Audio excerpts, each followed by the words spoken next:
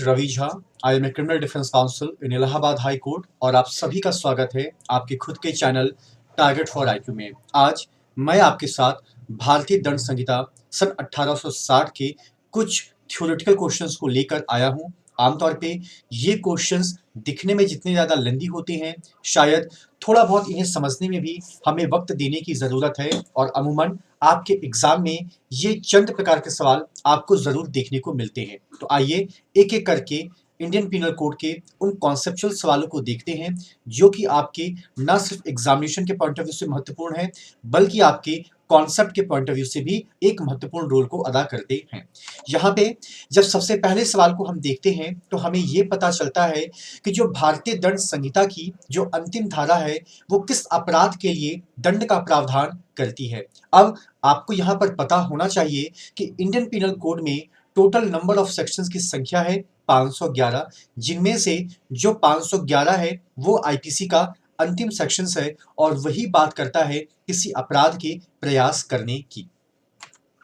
उसके बाद जब हम दूसरे सवाल के ऊपर आते हैं तो यहाँ पर आमतौर पे लिखा गया है भारतीय दंड संहिता की धारा 511 अप्रयोज्य होती है। अब सवाल यहाँ पर यह है कि अगर जो योज्य बोल देता तब तो चलिए चीजें हमें समझ में आती, लेकिन यहाँ पर इसने वर्ड यूज किया है अप्रयोज्य। अब यहाँ पे अगर आप देखते हैं तो चोरी के प्रयास का भी जिक्र किया गया है, शारीरिक क्षति कारित करने के प्रयास का भी जिक्र किया गया है, बलात्संग के प्रयास का भी जिक्र किया गया है, लेकिन आत्महत्या के प्रयास में 511 की कोई भी रिलेवेंसी नहीं होती है और इसीलिए इसके लिए यहाँ पर अप्रयोज्य शब्द को परिभाषित किया गया है। उसके बाद जो दूसरा सवाल आपसे पूछा जाता है वहां पे भी आपको इसी के ऊपर फोकस करने की जरूरत है कि जो आपकी भारतीय दंड संहिता की धारा 511 है यह किस प्रयास के लिए अप्रयोज्य मानी जाती है। चोरी के लिए योज्य है, दंगे के लिए योज्य है, बलवे के लिए योज्य है, लेकिन जब हम हत्या की बात करते हैं तो ऑलरेडी हमारे पास अटेम्प्ट टू मर्डर का प्रावधान दिया गया है और उसके लिए हमें 511 को लगाने की जरूरत बिल्कुल भी नहीं होती है। उसके बाद जब हम अगले सवाल पर आते हैं तो यह आपसे पूछता है कि बताइए निम्नलिखित में से कौन सा कथन आपराधिक प्रयास की प्रकृति के संदर्भ में सही नहीं है। तैयारी कर लेने के बाद अपराध करने की दिशा में सीधा कदम उठाया जाना आपराधिक प्रयास होता है, बिल्कुल सही है। आपराधिक प्रयास एक ऐसा सदस्य तैयारी का कार्य होता है जो अपने उद्देश्य में विरत रहता है, ये भी सही है। ऐसा कार्य जिससे कोई अपराध करने के इरादे से किया गया हो, ये भी सही है।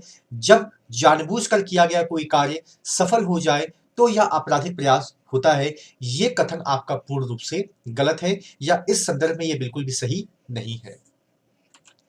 उसके बाद जब हम अगले सवाल पर आते हैं तो पूछा यह जाता है कि किसी अपराध को करने का प्रयास उस अपराध के लिए निर्धारित कारावास की अवधि के कितने हिस्सेदार द्वारा दंडनीय होता है। तो यूजुअली जो भी उसकी मैक्सिमम पनिशमेंट होती है या अधिकतम सजा होती है उसका आधा हिस्सा आपको फिर भी भुगतना पड़ेगा।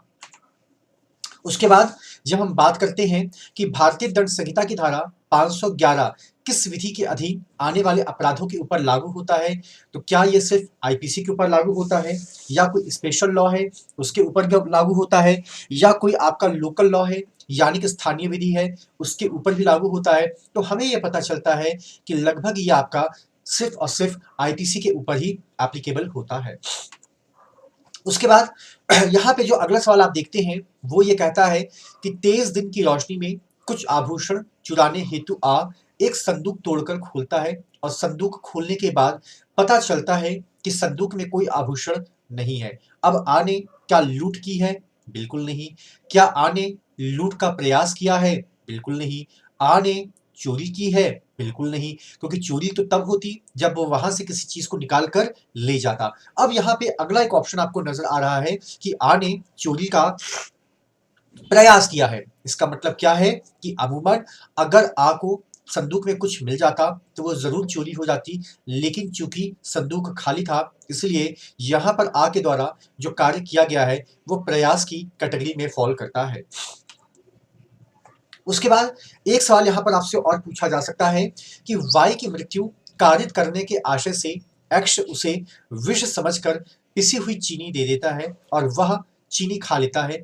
एक्स ने क्या कोई अपराध किया है? बिल्कुल भी नहीं।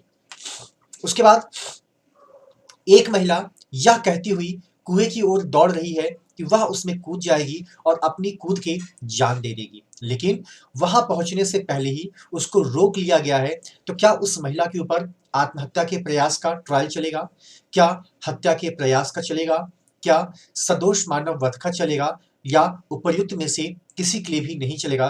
क्योंकि महिला ये कहती हुई जब दौड़ रही थी कि मैं कूद के मर जाऊंगी, उससे पहले ही उसको बचा लिया गया है या रोक लिया गया है, तो अमूमन उसके ऊपर किसी का भी कोई ट्रायल बिल्कुल भी नहीं चलेगा। उसके बाद जब हम बात करते हैं तो आमतौर पे निम्नलिखित में से कौन सा भारतीय दंड संहिता के अंतर्गत दंडनीय नहीं है? अगर आप राज्य के विरुद्ध युद्ध की तैयारी करते हैं, यानी कि preparation of waging the war against the government of India, तो ये आपका पनिशबल है।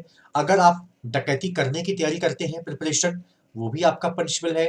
अगर आप किसी मित्र शक्ति के राज्य क्षेत्र में लूटपाट करने की तैयारी करते हैं, ये भी आपका पनिशबल है। लेकिन हत्या करने की जो तैयारी है ना, इसके लिए आईपीसी में फिलहाल कोई भी दंड नहीं दिया गया है। ये बात अलग है कि अगर आप हत्या का प्रयास करते हैं या वो प्रयास आपका सक्सेसफुल नहीं हो पाता है, तो उसके लिए तो सजा जरूर मिलेगी, लेकिन सिर्फ प्रिपरेशन के दृष्टिकोण से सजा का प्रावधान आईपीसी में स्पेसिफिक रूप से आपको देखने को नहीं मिलता है। उसके बाद यहां पर एक सवाल आपसे और पूछा जा सकता है कि निम्नलिखित में से कौन सा आपराधिक प्रयत्न का दृष्टांत नहीं है? तो यहाँ पे अ नकली सिक्का बनाने के आशय से रंग प्राप्त करता है, ये आपका दृष्टांत है। अ प्रकाशित करने के आशय से अश्लील चित्र प्राप्त करता है, ये भी आपका दृष्टांत है। रंग खरीदने कलकत्ता जाता है जिससे कि वह नकली सिक्का बना सके, यह दृष्टांत बिल्कुल भी नहीं माना जाएगा।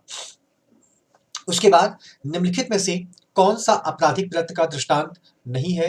तो यहाँ पे जब हम देखते हैं कि आ के कब्जे में कुछ अश्लील चित्र हैं जिन्हें प्रकाशित करने का आशय है, तो पर्टिकुलरली क्रिमिनल कॉन्स्पिरेसी के पॉइंट ऑफ व्यू से या आपराधिक प्रयत्न के पॉइंट ऑफ व्यू से ये आपका दृष्टांत नहीं माना जाएगा। लेकिन बाकी के जो अन्य विकल्प हैं जिसमें कि लिखा गया है कि आ नकली सिक्के बनाने के उद्देश्य से रंग प्राप्त करता है, या आ अश्लील चित्र प्रकाशित करने के उद्देश्य से उसे प्राप्त करता है, या आ एक सक्षम अधिकारी के समक्ष झूठी शपथ ग्रहण करता है, तो अमूमन ये चीजें आपकी आपराधिक प्रयत्न के दृष्टांत में शामिल होती हैं।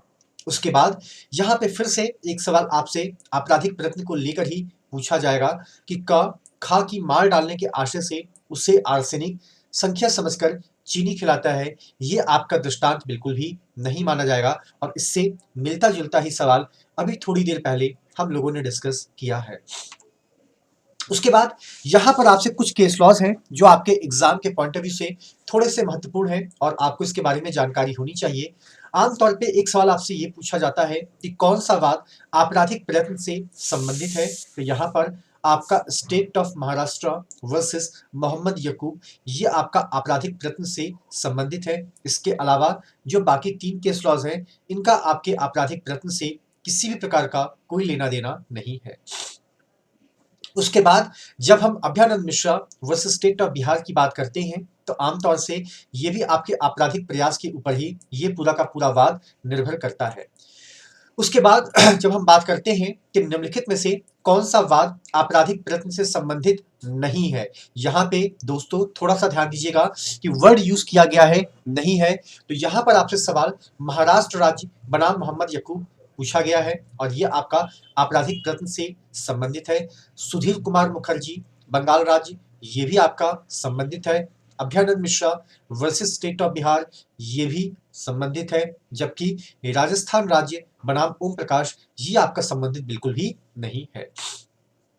इसके बाद जब हम बात करते हैं कि कौन सा वाद है जो आपराधिक प्रयत्न से संबंधित नहीं है, तो इसमें प्रिया पटेल बनाम स्टेट ऑफ एमपी, ये आपका आपराधिक प्रयत्न से संबंधित नहीं है। इसके अलावा सुधीर कुमार मुखर्जी बनाम बंगाल राज्य, महाराष्ट्र बनाम मोहम्मद याकूब और अभयानंद मिश्रा बनाम बिहार राज्य, ये तीनों के तीनों कॉन्सेप्ट आपके आपराधिक प्रयत्न से संबंधित हैं।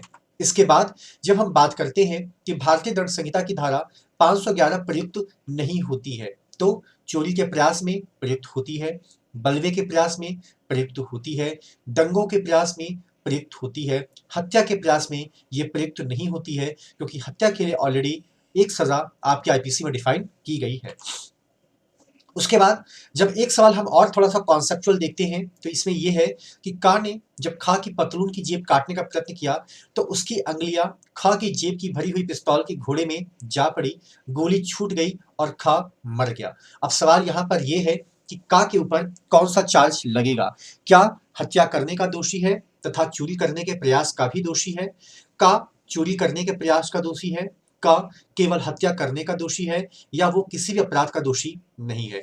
तो यहाँ पे जितना जरूरी ये होता है देखना कि कौन सा एक्ट हुआ है फाइनली, उससे कहीं ज्यादा जरूरी होता है ये भी चेक करना कि क्या इंटेंशन था। तो यहाँ पे जब हम का के इंटेंशन की बात करते हैं तो उसका इंटेंशन था चोरी का, तो यहाँ पे चोरी का ही प्रयास का चार्ज का के ऊपर लगेगा during the time of the trial. उसके बाद जब हम देखते हैं तो एक अभियुक्त का ने एक रेलवे स्टेशन पर परिवादी के पास आकर परिवादी की जेब में हाथ डालकर उसका बटुआ निकालने का प्रयास किया। बटुआ जेब के ऊपर तक आकर परिवादी की बेल्ट में अटक गया। परिवादी ने का पर आक्रमण किया, का भाग गया और बाद में पकड़ा गया। अब यहाँ पर अभियुक्त कौन है? यहाँ पे अगर हम देखें तो अभियुक्त का ही है। का ने ही परिवादी के पर्स के ऊपर हाथ डाला, उसको निकालने का प्रयास किया। वो तो उसकी किस्मत अच्छी थी कि उसने देख लिया और उसका पर्स और उसका पैसा बच गया। हालांकि ए जो का नाम का व्यक्ति है वो आपका चूंकि बाद में पकड़ में आ गया है तो फिर भी उसके ऊपर चोरी के प्रयास का ही प्रयत्न चलेगा। उसके बाद जब हम बात करते हैं कि इनमें से कौन सा आपराधिक प्रयत्न का दृष्टांत है तो आ जादू टोना द्वारा बी को मार डालने की कोशिश करता है, ये प्रयत्न का दृष्टांत है। आ अपना ही छाता किसी अन्य का समझकर ले जाता है, ये भी दृष्टांत आप कह सकते हैं।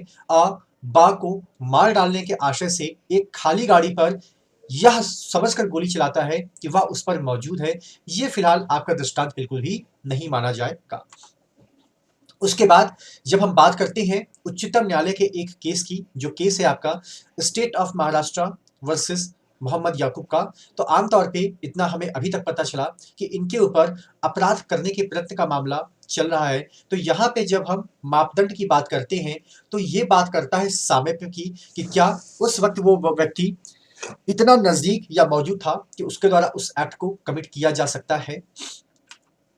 उसके बाद ए नाम का एक व्यक्ति है, उसने बीए के जाली अंक पत्र के आधार पर एलएलबी की परीक्षा में बैठने के लिए आवेदन किया, किंतु परीक्षा आरंभ होने के पूर्व ही जाली अंक पत्र पकड़ लिया गया। अब सवाल यहाँ पर यह आता है कि ए ने कौन सा ऑफेंस कमिट किया है? तो ए के द्वारा जो ऑफेंस कमिट किया गया है वो होगा आपका छल के प्रयत्न का दोषी। उसके बाद सेम क्वेश्चन आपका एक और आता है कि का ने दिल्ली विश्वविद्यालय में प्रवक्ता के पद हेतु आवेदन किया और अपना आवेदन पत्र पीएचडी की डिग्री प्रस्तुत की। 2 फरवरी 1992 को निर्धारित साक्षात्कार के लिए का को साक्षात्कार पत्र जारी किया गया, किंतु 10 जनवरी 1992 को विश्वविद्यालय को पता चलता है कि संलग्न की गई डिग्री की प्रतिलिपियां फर्जी थी और उसने साक्षात्कार रद्द कर दिया। अब सवाल यहाँ पर यह आता है कि का के द्वारा कौन सा अपराध किया गया? अगर का को नौकरी मिल जाती तब तो पूरा का पूरा छल ही होता, लेकिन चूंकि पहले ही वो पकड़ में आ गया तो उसके ऊपर छल के प्रयास का आरोप चलेगा। उसके बाद जब हम देखते हैं कि खा को जहर देकर मारने के इरादे से का जहर खरीदता है और इसे पानी के ग्लास में मिला भी देता है। इस ग्लास को वह बैरे को खा को देने के लिए दे देता है। बैरा खा के पास जाते समय अपना संतुलन खो देता है और उसकी तश्तरी से वो ग्लास गिर जाता है। का ने कौन सा अपराध किया? तो अभी थोड़ी देर पहले ही मैंने आपसे क्या कहा कि यहाँ पर एक्ट का होना जितना मैटर करता है उससे कहीं ज्यादा मैटर ये करता है कि आपका इंटेंट या आपका इरादा क्या था। तो यहाँ पर का के ऊपर जो चार्जेस लगेंगे वो अटेम्प्ट टू मर्डर का ही चार्ज लगेगा। उसके बाद अगर हम बात करते हैं तो आपराधिक दायित्व से पूर्णतः छूट पाने के लिए बच्चे की आयु 7 वर्ष से कम होनी चाहिए और इसके लिए आपका एक लैटिन मैक्सिम्स है डोली इन कैपेक्स, और एक कॉन्सेप्ट आपका और कहलाता है जो आपका 7 से 12 के बीच में है, जिसको कि हम डोली कैपेक्स के नाम से भी जानते हैं। उसके बाद जब हम बात करते हैं पागलपन की, प्रतिरक्षा का विकास निम्न में से किसके आधार पर हुआ? तो मैकनॉटन का सिद्धांत है और ये सवाल आपके एग्जामिनेशन के पॉइंट ऑफ व्यू से महत्वपूर्ण है क्योंकि नंबर ऑफ टाइम्स इससे सवाल पूछे गए हैं।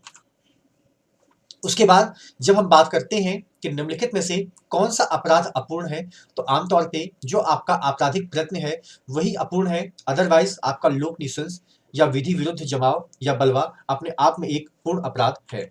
इसके अलावा निम्नलिखित में से कौन सा एक कथन भारतीय दंड संहिता की धारा 34 और 149 के संदर्भ में सही है? जब हम 34 कॉमन इंटेंशन और 149 कॉमन ऑब्जेक्ट को देखते हैं तो हमें यह पता चलता है कि धारा 34 में केवल दायित्व के सिद्धांत का प्रतिपादन किया गया है, किसी अपराध का सृजन नहीं किया गया है, जबकि धारा 149 एक निर्दिष्ट अपराध का सृजन करती है और इसकी जानकारी आपको 141 ऑनवर्ड्स देखने को भी मिलती है। इसके अलावा एक सवाल और है कि का अपने ऑफिस से जाता है और ऑफिस की अलमारी से बेईमानी पूर्वक कोई वस्तु उठा ले जाता है और बाद में पता चलता है कि वह वस्तु उसी की है। क्या का के द्वारा कोई अपराध है? बिल्कुल भी नहीं। क्यों? क्योंकि अल्टीमेटली का is the owner of that property. हाँ, अगर वो उस प्रॉपर्टी का मालिक नहीं होता तो यहाँ पर इंटेंशन उसका वैसे भी गलत है, तो फिर यहाँ पर उसको देखा जाता कि उसके द्वारा कौन सा एक्ट किया गया है और उसी का चार्ज उसके ऊपर लगाया जाता। इसके अलावा का या खा को एक घोर उपहति करने के भय में डालकर बेईमानी से उत्तेजित करता है कि वह एक कोरे कागज पर हस्ताक्षर करके उसे ए को परिदत्त कर दे। अब सवाल ये है कि यहाँ पर ए यानी कि का के द्वारा कौन सा अपराध किया गया, तो वो अपराध किया गया है उद्यापन का। और इसी के साथ आईपीसी के जो कुछ basic conceptual fact based question है वो कंप्लीट होते हैं। आई होप इन सारे सवालों को एक बार जरूर आपने पहले देखा होगा और मैकनॉटन या थोड़े बहुत जो प्रॉब्लमेटिक सवाल आते हैं इलस्ट्रेशन बेस्ड वो आपसे एग्जाम में जरूर पूछे जाते हैं। तो thank you so much to all of you for all your love and support to the team of target for IQ। Thank you so much.